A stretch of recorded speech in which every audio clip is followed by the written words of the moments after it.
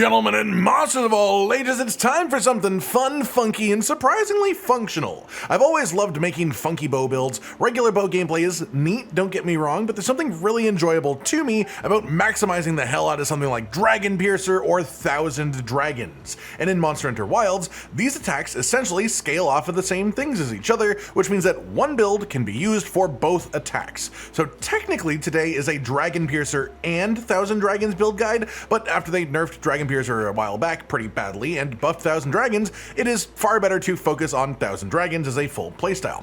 So if you like Dragon Piercer, you can still use these builds, but Thousand Dragons is actually genuinely good damage in all of today's builds, taking advantage of something that regular bow playstyles would normally not be able to use as effectively, the seregios bow.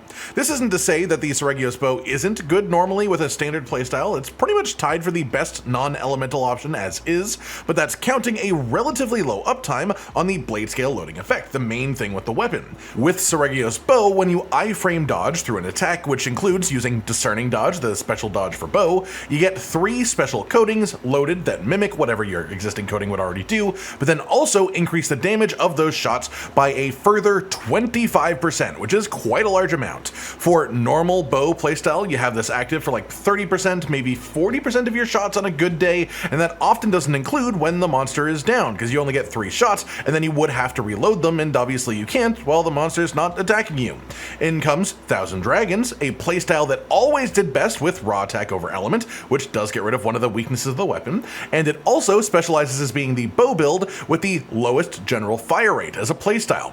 This means if we use our special coatings exclusively for Thousand Dragons as an attack, you can keep an extremely high uptime on that 25% damage increase over regular close range coating. And so while a full Thousand Dragons build likely won't compete for speedrun times against standard bow playstyles, the gap between them is much smaller than it was even in Title Update 1, as you can now actually hit upwards of 700 damage on every shot of Thousand Dragons when everything is up and running at the same time and all of it crits. All that said, this is an off-meta playstyle, there is no doubt about it, and yet I've got 3 different builds to share with you for it, because this is not only an incredibly fun combo in my opinion, almost like the idea of using special sheath on longsword with Frostcraft back in the day to make an adjusted playstyle more valuable, but it's genuinely also a viable playstyle in the game too if you want to try what is essentially the greatsword of ranged weapons. Slow, long animations with limited range, but big damage if you hit the right spot. That said, the weapon that we'll be using for all 3 builds today is the seregios bow. It just fits so perfectly for this attack. It's basically the whole inspiration to update Thousand Dragons build past our last time that we put some of these together. For this first set then, the actual armor is going to be a mix of arch-tempered Raidao and seregios pieces, specifically Raidao head, gloves, and waist, and then seregios chest and legs. This gets us the Lord Soul group bonus, which essentially translates to 5% bonus damage until you get hit hard enough to cart, which it then prevents happening the first time. You then lose the buff until you die, but if you are playing well, that won't happen, so this would just be 5% bonus attack, full stop. We also get the Raidao 2-set bonus from this, which is extended latent power duration, and the 2-set seregios bonus, which makes Adrenaline Rush last 45 seconds in general, instead of the standard 30 seconds, and then it can also go up to 60 seconds if you get another iframe dodge while the skill is already active. So this just helps with Adrenaline Rush uptime, essentially, which is pretty much already maximum anyways on bow, honestly. We then have our talisman for this, and for this one we're using the Adrenaline Rush talisman, which after Title Update 2 can go up to 3 ranks of Adrenaline Rush, which is quite nice, because 3 ranks of a skill that would normally take up a 3-slot socket in your equipment has quite a lot of value if it's a skill that you'd want to use anyways. For the mantle, the best choice really is Rocksteady Mantle. Corrupted Mantle doesn't work properly with Thousand Dragons. Evasion Mantle has some really weird overlapping effects with Evade Window and other evade-based skills that make them sort of funky to use together, but Rocksteady has 2 big advantages here. First, the fact that we are using Counter-Strike as a skill, because bow can trigger Counter-Strike if you discerning dodge through a multi-hit attack, even outside of just being hit by attacks to trigger the skill. But Rocksteady specifically lets you trigger Counter-Strike without getting fully knocked back because of how they work together. You will still count as taking the attack, so you'll trigger Counter-Strike, but Rocksteady will prevent the actual knockback. As well, our main attack in this setup, it just has a really long animation, and so the Rocksteady Mantle will let you use Thousand Dragons in moments where you just otherwise could not get the attack off safely. Sure, you will still get hit when this happens, but with 60% damage reduction, it's really not that bad to trade with the monster sometimes while it's active. Moving on to the decorations then, in the weapon we've got a pierce decoration for 5% increased damage on all piercing attacks. That's exactly what this does, and you might be surprised to learn that Thousand Dragons does count as a piercing attack, even though it technically is only piercing if you use it with pierce coating. We use the True Shot 2 jewel for 2 ranks of special ammo boost. This gives us another 10% damage on special shots, which includes Thousand Dragons. Then we have 1 crit boost in here, just in our final slot, to get the most value we can out of the 1 remaining socket. For our armor then, we've done the sort of unforgivable and put 2 different counter jewels into 3 slot sockets, even though it's a 2 slot jewel, but we've also got a 3rd counter jewel, and this puts us to 3 ranks of counter strike, which is just extremely valuable even at the uptime we'll have with it on bow. We have 1 challenger jewel as well for 1 rank of agitator, bringing it up to 3 ranks of agitator in the build. Then you have 2 1 slot sockets left over as well, and inside of these, I most recommend physique to reduce the stamina cost of Thousand Dragons and of dodging itself, making it easier to chain your discerning dodges and get your stamina refreshed through that mechanic. That said, you could instead put defensive skills in these slots, or if you really want to take this into multiplayer, you could get the Shockproof Jewel, but I feel the need to mention this playstyle, and especially with Seregios' bow, becomes much less effective in multiplayer. It's still usable, but Discerning Dodge is the heart of this build. It gets you your consistent special coatings, and it gets you a full stamina refresh when successful, as well as generally keeping you in range of the monster's weak spots if you do it right. So in multiplayer, when the monster is targeting you less frequently, you have to actively throw yourself into danger to make this setup anywhere strong, so it's much better solo. That said, the full skill list for this build then is 2 special ammo boost, 1 critical boost, piercing shots, bladescale loading, 5 adrenaline rush, 3 agitator, 3 maximum might just as a byproduct of our armor pieces, but it honestly will have a very, very poor uptime because Thousand Dragon shots just use so much stamina, and we're going to be evading a lot, which uses a lot of stamina too. We've got 2 constitution from the 1 slot sockets, 2 latent power, 2 evade window, which is the perfect amount because when paired with the tumbler high food skill, this grants the equivalent of 3 evade window, which stacks together with the skill ranks that we have as well to give us maximum iframes on our dodge. We've got 2 evade extender for longer distance evades as well, 1 weakness exploit, 1 stamina surge, and then the raid out 2-set bonus, the Seregios 2-set bonus, and the Lord Soul group bonus as well. For the math on this one then, the weapon has 210 attack, we increase that base number by 5% for the Lord Soul group bonus, which only affects base weapon attack. This puts us up to 220.5. We then add on 30 attack for Adrenaline Rush, which should have 100% uptime while we are doing actual damage in this setup. We add another 7.8 for 3 ranks of Agitator, which normally would be 12 attack while the monster is enraged, so we are counting this as being 65% uptime, which is 7.8 attack. We are also adding on 15 for 3 ranks of Counter-Strike, which we are counting at 60% uptime, as even with bow technically having a way to activate it through discerning dodge on specific attacks, I'd say most of the time you're just going to have it activate on the occasions where you actually get hit by the monster. Most players like to imagine they get hit less often than they do, honestly, and personally I'm of the opinion that probably 95% of hunters in this game get hit frequently enough that Counter-Strike is worth taking even if your weapon has no special way to make it activate outside of being hit. That being said, one of our builds today doesn't have Counter-Strike if you don't believe the same thing. And as well, we are counting Counter-Strike even in this setup as being 15 attack for the sake of this playstyle, which puts us up to 273.3 attack. For our affinity, the weapon has 25% as a base. We gain 4.55% from level 3 Agitator at 65% uptime. We gain 10% affinity if we count maximum might as being 33.3% uptime, which honestly is still probably quite generous for how it works within this build. We get another 13% affinity from latent power rank 2, which would normally be 20% while active, so we are counting it as having 65% uptime. Then we get another 5% affinity when hitting weak spots from 1 rank of weakness exploit. This gives us a total affinity of 57.55%. Critical boost 1 makes your critical hit damage be 28% higher than non-critical hit damage, so a 57.55% chance of a 28% damage bonus is an overall damage increase of 16.1%. We increase 273.3 by 16.1% to get 317.34. We increase this number by a further 5% to account for the piercing shot skill on Thousand Dragons, which brings us up to 333.2.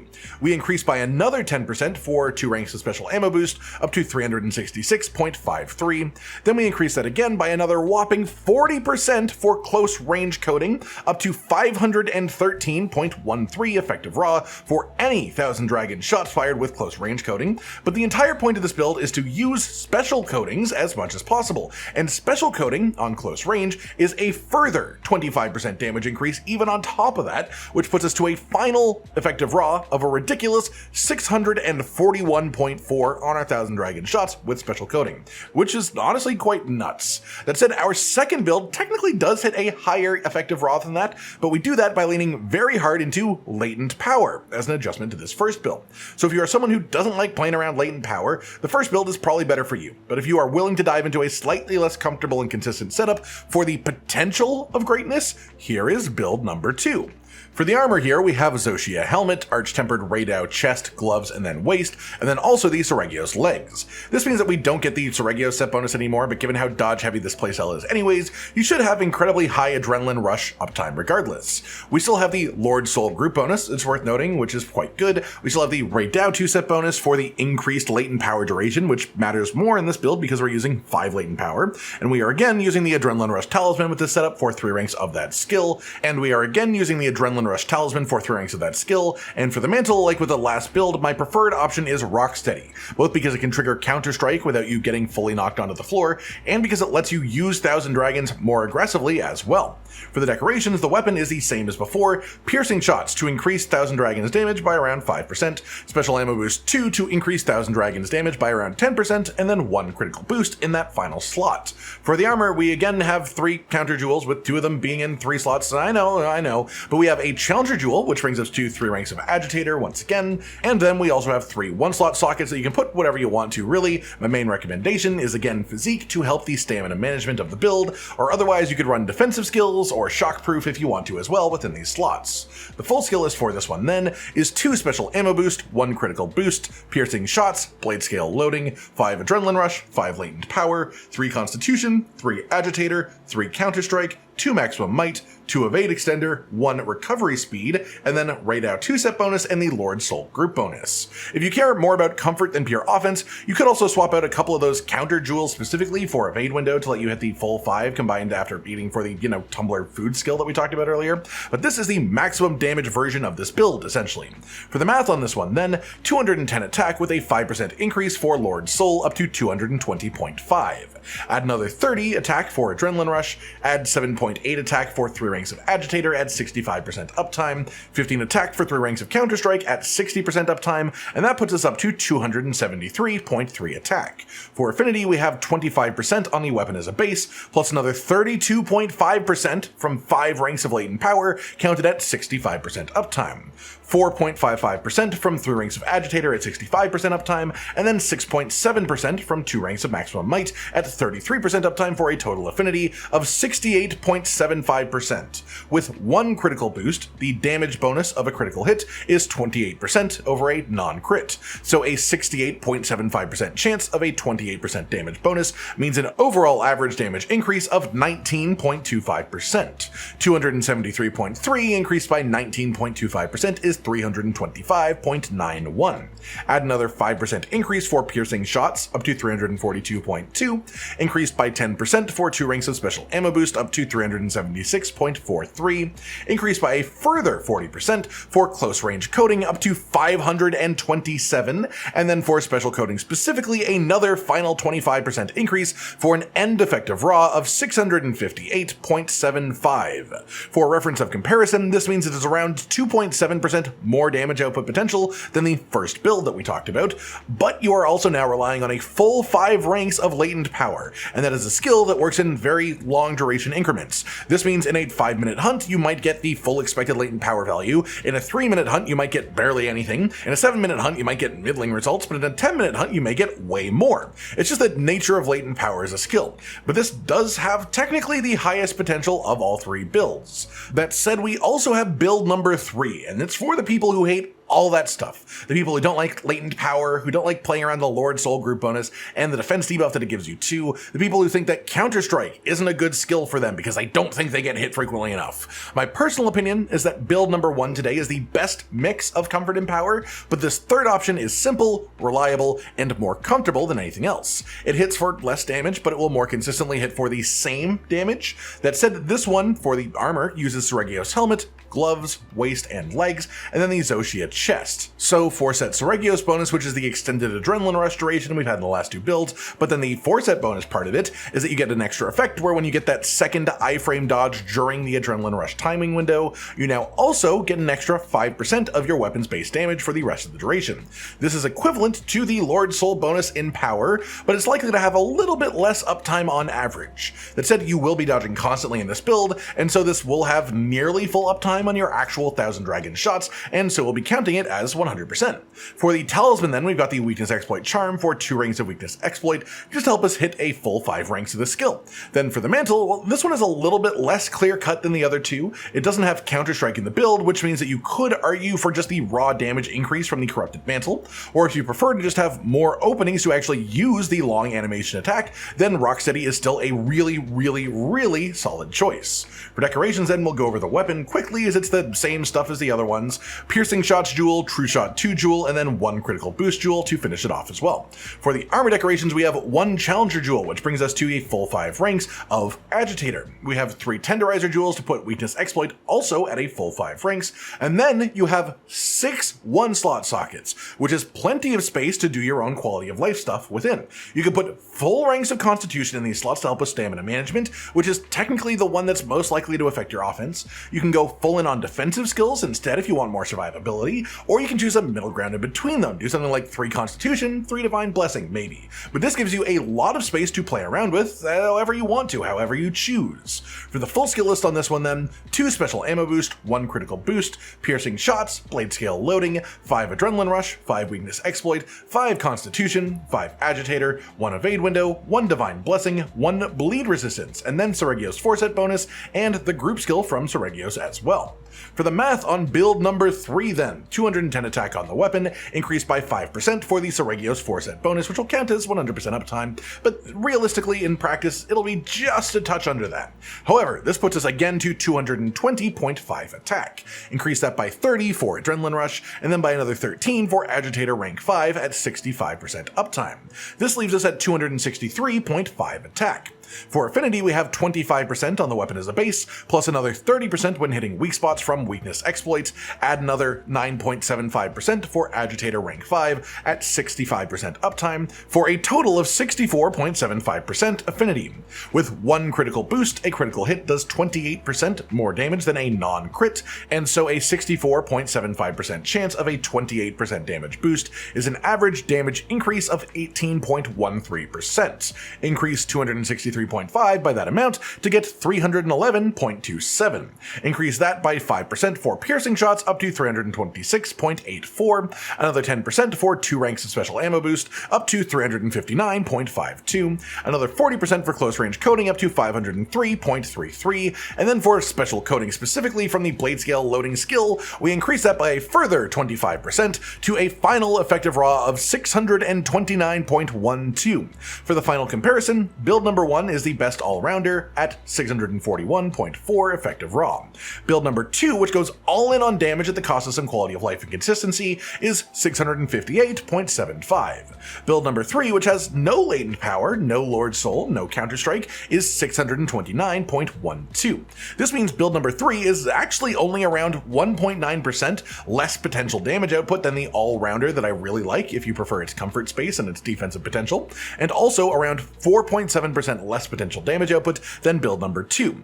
Overall, in the grand scheme of things, all of these being within 5% of each other at maximum on paper means that all of these builds are extremely strong in actual practice. It's entirely just your preference of which one of them you think sounds the best to actually play, the one that you personally want to use. Speaking of which, let's quickly go over the sort of optimal 1000 Dragons playstyle. Generally speaking, outside of the meme that I'm going for in this video where I literally only use 1000 Dragons, you do want to occasionally throw out regular bow shots in between your 1000 Dragons as well. Think of it as your regular close range coatings are fine fine to use for regular shots wherever you have the option to, but always do Thousand Dragons if you have a large enough opening. As well, if you have special coating, always save them for Thousand Dragons above all else. Do not waste your special coatings on normal bow shots in this setup, it's just not worth it.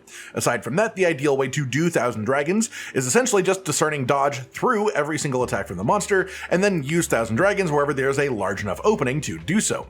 You can evade after Thousand Dragons as well to cut off the recovery frames from the animation, making it a lot easier to control yourself after the fact. And so the fastest way to spam Thousand Dragons over and over, if the monster is downed or paralyzed or whatever, honestly, is to use Thousand Dragons, then evade forward, which also counteracts the recoil of the shot itself, and then you can immediately use Thousand Dragons again. If you do that on repeats until it isn't safe to continue, then you'll do a lot of damage, and then you can just go back to the regular playstyle. That just about does it for today, then everyone. Your title update to upgraded versions of the Thousand Dragons build in Monster Hunter Wilds. It may not be quite as strong as playing bow the normal, standard way, but I've always really loved exploring these strange, funky concepts of playing a weapon a completely different way, especially when there are skills like bladescale loading now that significantly benefit that playstyle more than it would the normal one for the weapon. I hope you've all enjoyed this then, and I hope you enjoy using these builds as well if you try them out for yourselves. Like if you liked the video, subscribe to the notification bell for more, and most importantly, ladies and gentlemen, until next time, stay sweet. Josh, Cotton, and Hollow with the videos, dropping the humor like a hammer on your tippy toes, bringing entertainment on a daily arrangement to take our insanity and turn it into entertainment. Yes, I said entertainment twice, to reiterate that it is nice to look into your faces on a mostly daily basis when you let us in your homes to make the whole world a stage. Goodbye.